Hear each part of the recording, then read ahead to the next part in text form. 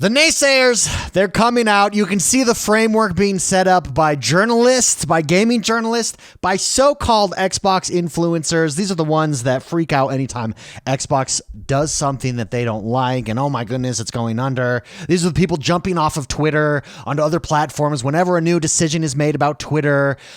In short, these are reactionary people, not logical long-term thinkers. And they're setting up the framework for them to criticize Game Pass and Black Ops as soon as Black Ops drops on Game Pass. And you've heard me say it before. Anytime I talk about Black Ops, anytime I talk about Game Pass on this channel, what is it that I say? I say, guys, it's not that you're going to get a lot of subscribers this first time.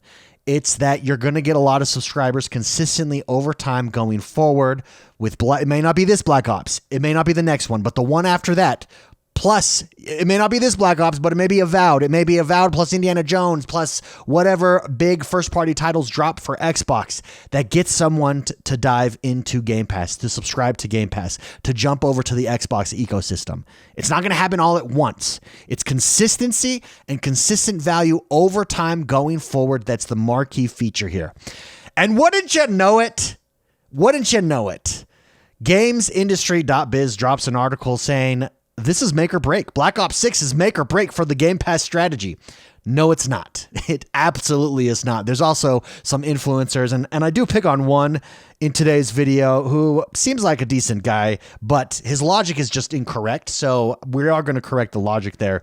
And we're going to go over all this. We're going to go over exactly why this framing is just incorrect, and it's not rocket science. It's exactly what I just stated. It's short-term thinking versus long-term thinking. You don't spend billions of dollars for the short term, for the immediate gratification. You spend that for long-term domination, and that's what's being set up here by Xbox. Before we jump into it, though, make sure you hit that like button, subscribe to this channel. My name is X1 the Gamer. We drop daily videos right here on this channel all the time. I apologize. I didn't hit Monday this week. I didn't hit the first day of this week. Had some stuff come up, but for the rest of the week, we're here. Usually it's Monday through Friday. If you listen to us on a podcast, or if you want to listen to us as a podcast, make sure you rate and review and subscribe to us over on Spotify and Apple Podcasts. Leave us that 5-star review. It very much helps us. I'm doing some SEO overhaul this week on all things X1 the Gamer and all things the channel. So your reviews really help us. Your likes on these videos really help. But let's jump into this. So this is GamesIndustry.biz, a quote unquote serious publication. Now, granted, this is the opinion section of the website, and you're free to have your opinion. In fact, a lot of times on websites, the opinion and in newspaper publications, the opinion place is where you do kind of put forward crazy ideas and discussion pieces. And this is definitely a discussion piece, but I want to illustrate exactly what's being set up here, because mark my words, whatever the numbers is that Game Pass increases, and I don't predict it's going to be a ton. It's definitely going to be a bump, but whatever those numbers are, the press and the influencers are going to poo-poo it. The press and the influencers are going to say, this isn't enough. Game Pass is dead. No, Game Pass is not dead. It is enough. You're just thinking short term. So here's the headline over at GamesIndustry.biz. Black Ops 6 is make or break for the Game Pass strategy. A year after buying Activision Blizzard, Microsoft finally has a Game Pass launch exclusive for Call of Duty. How this plays out will weigh heavily on its future strategy. No, it won't. The strategy, they're fully expecting this strategy. They're fully expecting, they know the results that are coming. If anything, they've probably set the results conservative on their side for this first drop, with expectations ramping up over time. That's how subscription services work. You don't subscribe to Netflix just for Stranger Things. You subscribe to Netflix for the entire catalog. You don't subscribe to it the first time Stranger Things drops necessarily. You subscribe to it for the entire catalog for multiple seasons over time as you get exposed to those things. That's the same strategy here. The launch of Call of Duty. Here's what GamesIndustry.biz says. The launch of Call of Duty Black Ops will be a major data point for both Microsoft itself and for external observers as they try to puzzle out the value of the deal and the kind of strategy we're likely to see from the company in the coming years. That's because Black Ops 6 will be available to Game Pass Premium tier subscribers at launch. A major coup for Game Pass, but one whose costs and benefits remain in pretty much impossible to predict. Well, I have a prediction. It's still going to sell massively. It's still going to be a huge profit revenue for Xbox overall. It's Call of Duty. It's Call of Duty Black Ops 6. It's expected and being predicted by everyone to be the biggest launch of a Call of Duty to date. So I don't know that the cost and benefits are that much impossible to predict. It's going to sell wildly whether or not it's on Game Pass. The question is how many subscribers jump to Game Pass just for Call of Duty. And I'm going to say it again. This first time around, you're going to have an increase for sure, but it's not going to be massive necessarily. It's not going to be a huge increase. It's not a one and done type of deal here. It's over time. Someone from PlayStation, for instance, just put your mind in someone that does not own an Xbox. Everybody that listens pretty much owns an Xbox here. We're very obviously we tilt towards the Xbox. We're Xbox for crying out loud. We are Xbox fanboys on this channel. But if you put your, for instance, PlayStation hat on, a Call of Duty hardcore Call of Duty fan on PlayStation. I'm getting it on PlayStation this year. Are you jumping just because of Call of Duty is on Game Pass? No. Who probably is, PC gamers. If you're a Call of Duty guy on PC, you're much more likely because it's an easy transition for you. It's not an easy transition for PlayStation. PlayStation has years of loyalty built up, of brand loyalty built up, rightfully so. But what does get you, if you're a hardcore, for instance, Call of Duty fan, is, okay, this year, it's on Game Pass, no big deal. I'm still playing it on PlayStation. Then Indiana Jones, I'm probably buying that. You get that on PlayStation. But wait, both those were already on Game Pass. Okay, next year's Call of Duty. Oh my goodness, it's even bigger and better this year. Oh, plus Avowed, plus this. Maybe I jump. I can't pay these $70 anymore. And over time, you start to peel people back. You start to peel people away. That's the future of Game Pass. That's how it works. It's with this long-term strategy. Back to the article. GamesIndustry.biz. It's not unfair to say that Call of Duty was the Activision IP that Microsoft was most desperate to acquire. I disagree with the framing here. Were they desperate to acquire it? Desperate? Like, see the framing? that word desperate. Perhaps that they most wanted to acquire, you could say, but were they desperate? It's interesting. You can tell a lot about the mindset of a writer by the language that they use. I think the word desperate there has such a negative connotation. I don't think they were desperate to get Game Pass. It wasn't a make or get Call of Duty. It wasn't a make or break. It was a bonus. It was a perk. It was yes, please. But desperate, I think that's a little bit strong. It was this franchise that justified that extraordinary acquisition price tag to the extent that it can be justified at all. Again, look at the framing of this entire paragraph. To the extent that it can be justified at all. You don't think it's justified to buy Activision Blizzard with games like World of Warcraft and Diablo? By the way, how much has Diablo made since launch? $1 billion in gross revenue. Yeah, you're right, though. You're right. You're right, GamesIndustry.biz. You're right. It's to the extent that it can be justified at all. That's so smarmy. That's so snarky. And you can see he's just a hater. This dude is just a hater. Maybe he's not, but it just, I hate that smarmy, snarky, to the extent it can be justified at all. What do you mean?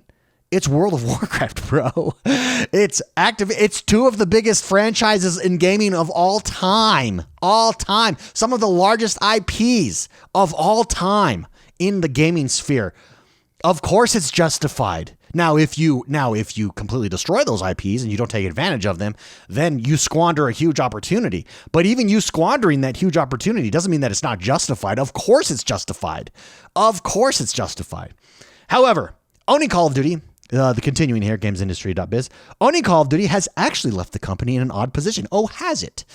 Since it now owns a massive franchise that generates a very large slice of its revenues on PlayStation, fears that Microsoft could make the franchise Xbox exclusive were never realistic. Even if the Xbox leadership wanted to do that, slashing the revenue potential of such an expensively acquired new subsidiary would never pass muster with Microsoft's top management. Again, how do you know that? Like, based on your paragraph so far that you've written, you've actually destroyed my faith that you know very much about what you're talking about here at all. How do you know that it would never pass muster? I agree with you. That was never the plan all along, but me saying that's not the plan all along is completely different than you saying that it would never pass muster with Top's management. It may have if you could show that the numbers would move people over. I don't think the numbers would show that, though. So Anyways, I'm being nitpicky here. It's all because of that.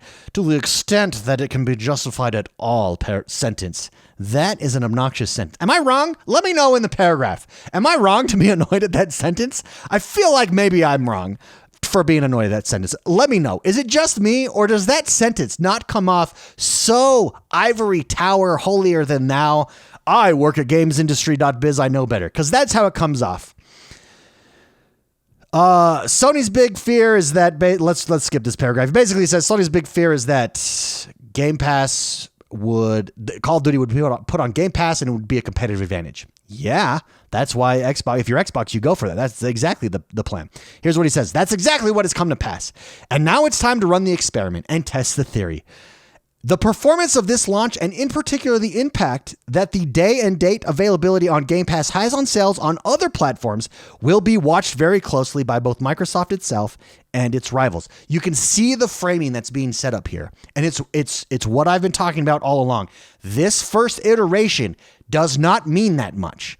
It's a big hype machine, yes. But if it doesn't hit certain numbers, it doesn't mean that Game Pass is a failure. In fact, it's probably not going to hit the number that these guys expect it to hit in order for them to consider it a success. I don't know what numbers would do that for them. But you can see they're framing it in such a way that this is it. This tells us whether Game Pass is going to be successful. And it's not. It's consistency over time. Let's head to the end here. Let's wrap up this paragraph by gamesindustry.biz. Either way, he says, this launch is a landmark in the grand experiment that is Microsoft's integration of Activision Blizzard and its catalog. I do agree it's a landmark. Guy, it's the first ever. It's the first time that this has been done, that Call of Duty is introduced on a Game Pass. I disagree with the premise. And the premise is that this will tell us everything we need to know about Game Pass. No, it won't. How Black Ops, and here's the sentence right here. Here's what he says. How Black Ops 6 performs next week and on which platforms and performance is strongest is going to play a major part in setting the tenor for Microsoft's overall game strategy for years to come. Do you see what he's doing there? He's setting it up to say that if it sells more on PC or PlayStation than it does on Xbox, then it's not a success. It may sell more on PlayStation. PlayStation is outnumbering the Xbox 3-1. That doesn't mean that it's not a success if that's where a lot of people are playing it. In fact, odds are that's where most people will be playing it. But you can see the framing. They're starting to frame the argument to fit their priors, to fit their own biases. Their biases, you could see it all over throughout the wording in this paragraph. Their biases are Xbox should have never bought Call of Duty Game Pass. Game Pass is a loser. Game Pass is destroying the industry. Ergo, watch how Black Ops does. It's going to be a failure. It's not going to make sense for Game Pass. That's all that matters. That's not correct. That's incorrect framing. It's not a short-term game here. This is a long-term process. Consistent value over time. This first Call of Duty, it's not about the first Call of Duty. It's about all the Call of Duties to come. It's about providing so much value in your face with these huge games over time that slowly over time you start to get people month after month, year after year, decade after decade, and get them there. So that's gamesindustry.biz. And you can see, I mean, the premise here all along is just negative against Game Pass, at least in my opinion. Again, let me know where I'm wrong. I may be overstating this. He may be correct, and I'm talking about biases. I obviously have my own biases, and my biases is that I'm correct, obviously.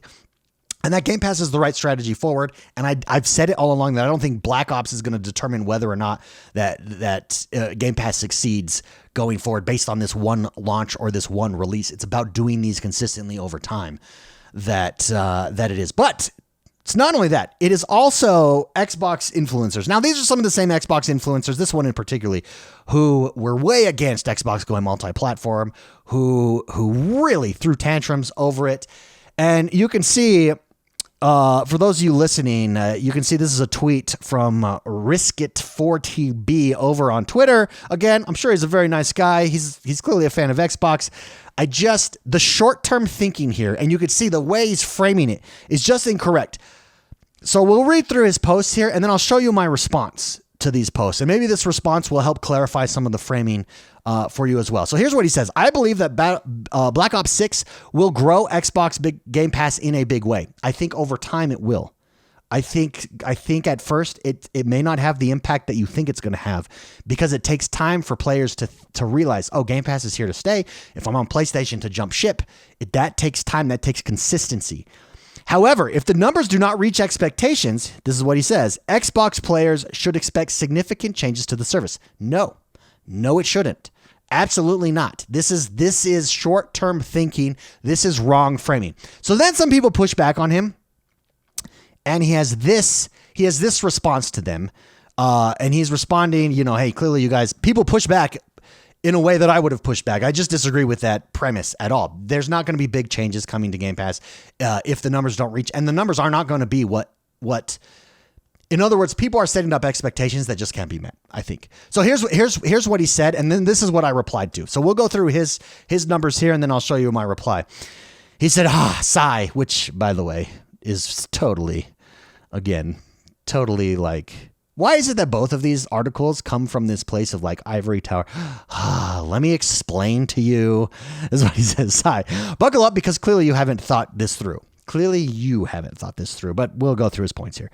Stop rattling on about sustainability. This had nothing to do with sustainability. So this is one of the critiques. So here's what he's doing. As I read this, he's reading the critique and then his answer. So critique against his premise. Stop rattling on about sustainability. This had nothing to do with sustainability. Here's his response. Sustainability doesn't mean profitability. And whilst I know it is profitable, how profitable is the question? This whole entire sentence doesn't make sense. So if it's profitable, it's not profitable enough? Like, profitable is profitable. But anyways, we'll continue. Concern number 2 that on his pushback, there's been a distinct change in strategy since ABK, that's Activision Blizzard. This is to speed up ROI. He says they've already changed the tiers and raised the price, is his response. His point is they're trying to speed up ROI. That's what the price tier was. I completely disagree. The price tier changes were for long-term viability. They were for you've got to get your pricing correct. You've got to weed out some of not the missteps, some of the in-betweens. You've got to get to a point where it's valuable for everybody. Point 3, Call of Duty raised $1 billion in 10 days. Some of that $1 billion came from the 50+ million Xbox gamers. These are some factors, he says. Now, if they don't grow Game Pass significantly and they don't hit the 1 billion mark, then they'll see that as a loss. No, they won't. They own this. This is not a loss. This is an investment. There's a difference here. This is a long-term investment. It would be a loss if, hey, we bought this, we have to turn around and show ROI right away. No, you don't. It's why very few companies could make this kind of deal, because most companies, you're right, most companies, your mom and pop shop, for instance, when they buy something, they need to see that ROI right away. A giant company, one of the top companies in the world in Microsoft, is one of the only ones that could do this, because it takes a long-term investment for a subscription gaming service to pay off over time. You've got to invest a ton up front to get the catalog, the library, the deals, the messaging, the pricing tiers all worked out long term. Here's what he says. He closes. Call of Duty is also the biggest game they can use to draw players. It's a litmus test for them. They'll know if they don't move the needle that Game Pass has plateaued. What they do from there is anyone's guess, but at that point, a business would go into maintenance mode, meaning they'll try to maintain the customer base to a point, but they'll also cut. That all boils down to some changes. This is incorrect. Let me reread the closing part here of his statement. If they don't grow Game Pass significantly and they don't hit the 1 billion mark, then they'll see that as a loss. It's a litmus test for them, he says. They'll know if they don't move the needle that Game Pass had plateaued. What they do from there is anyone's guess, but at that point, a business will go into maintenance mode, meaning they'll try to maintain the customer base to a point, but they'll also cut it. That all boils down to some changes. That is so wildly off that I could not express how wildly off. But you see the framing there.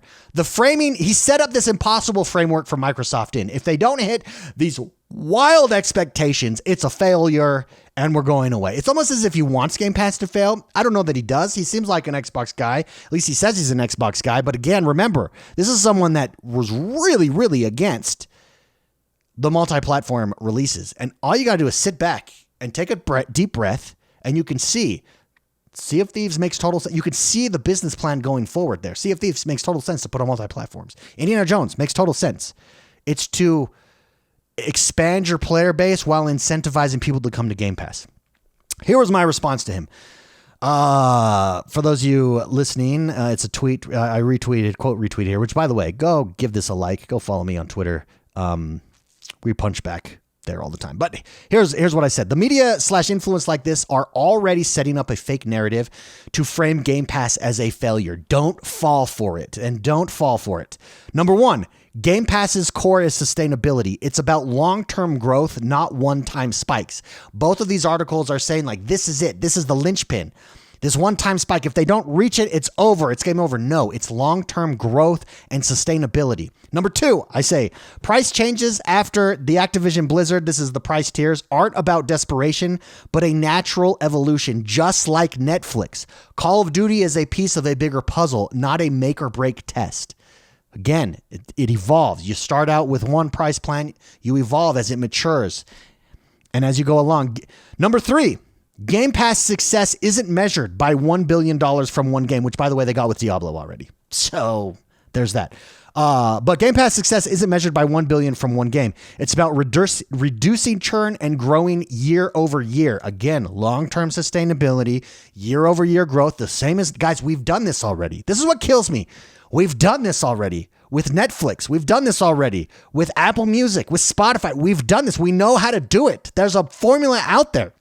Granted, it's not a one-to-one like it is with movies or music, but it's an example. It's something that we can look at and say, who's been successful? What have they done? What does it look like? And this is exactly the game plan. You can see it. Number four, plateauing. I talk about plateauing. Plateauing short-term doesn't mean failure. It's part of the process.